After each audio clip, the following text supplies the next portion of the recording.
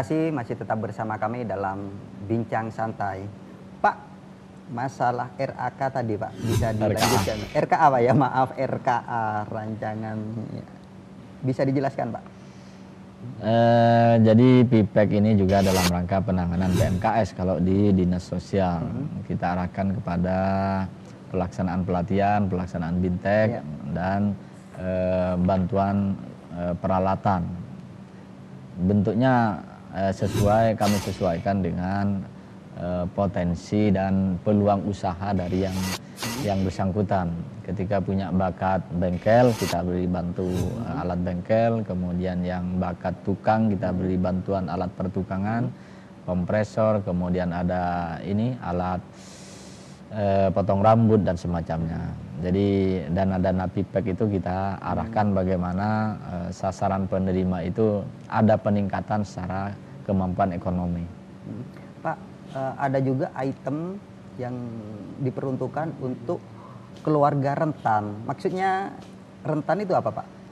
Ya, rentan ini katakanlah terhadap situasi dan kondisi yang dihadapi oleh masyarakat ini, ya katakanlah pada kondisi sekarang aman secara ekonomi, ini sudah akan ada indikasi pergeseran mengarah ke tidak mampu.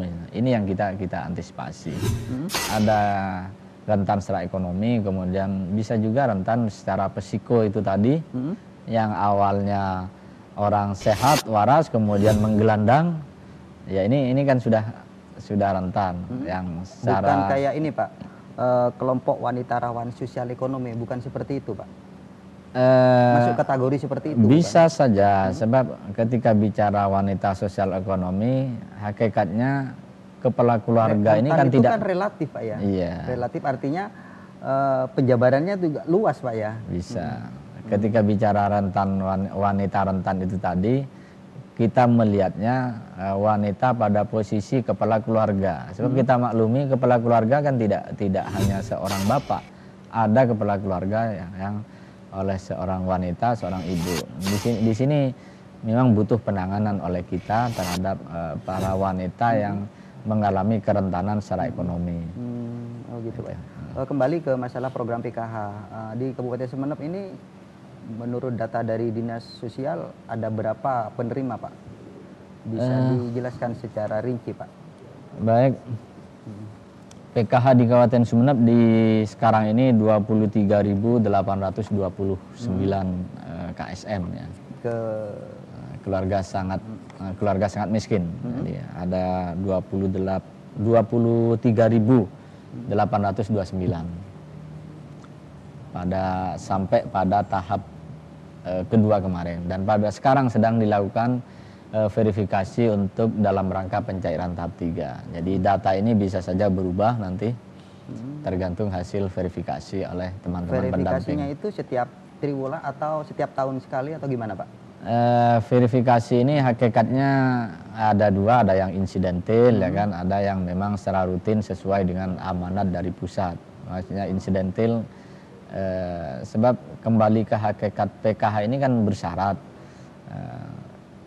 Pendamping kita tiap bulan kan turun, bisa saja setiap saat waktu koordinasi ketika berkenaan dengan layanan kesehatan sudah nyata-nyata ditemukan bahwa yang bersangkutan sudah tidak memeriksakan kehamilannya, tidak ke posyandu, otomatis dengan sendirinya ini akan terdelete. Begitu juga walaupun nyata-nyata punya anak SD tapi tidak disekolahkan. Itu siapa Pak? Kita update data saja, kita input data. Tanpa ada klarifikasi dong nanti. Misalnya ketika mereka didis tanpa ada pemberitahuan lebih dulu. Oh, untuk selanjutnya Ibu nggak bisa mendapatkan bantuan lagi. Seperti itu Pak? Yang pasti tidak perlu penawaran ke yang bersangkutan. Tapi yang proses yang kami lakukan adalah asasnya legalitas. Legalitas yang kami maksud ketika berkenaan dengan layanan kesehatan, kita koordinasinya dengan bidan. Berkenaan dengan masalah pendidikan, teman-teman pendamping pada waktu melakukan verifikasi ya dengan lembaga pendidikan dimaksud. Ketika secara usia ini anak SD dikonfirmasi kepada lembaga SD anak ini tidak sekolah, otomatis absennya nihil. Ya, legalitas keterangan itu yang menjadi dasar kami, kita inputkan. Sepanjang masih ada penawaran dan semacamnya, semuanya akan mengaku bersekolah. Iya. Begitu juga tadi menjawab bagaimana anggapan orang ini sudah tidak mampu. Silahkan masyarakat komplain kalau si A ini katanya kaya, nyatakan, berikan, sampaikan kepada kepala desa. Dengan bekal legalitas kepala desa bahwa orang ini sudah tidak mampu, akan kami input ke pusat. Ketika sudah diinput, ini menjadi referensi data ke pusat untuk di-delete atau tidak.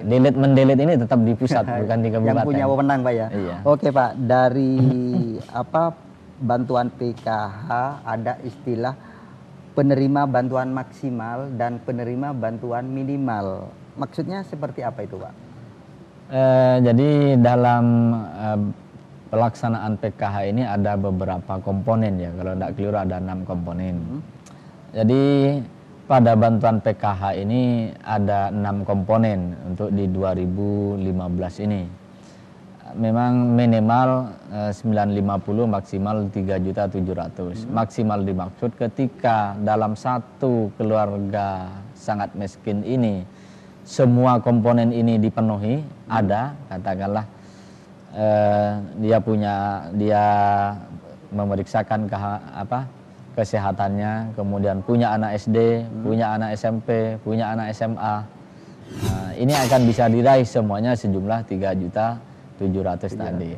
Tapi minimal 950 ini kan pastinya dalam satu KSM tidak mungkin semuanya punya anak selengkap ini dan anaknya bersekolah atau memeriksakan kehamilannya. Yang penting ada unsur minimal. Minimal dimaksud dia seorang ibu sudah memeriksakan kehamilannya saja ketika hamil, ya sudah minimal sejumlah 950 ini dalam 1 tahun. Pak, dengan melibatkan KUBE, Pak ya, baik KUBE PKH dan fakir miskin, apa sasaran yang akan dicapai, Pak? Jadi KUBE ini kan kegiatan KSM KUBE itu untuk apa, Pak? Saya juga nggak ngerti nih.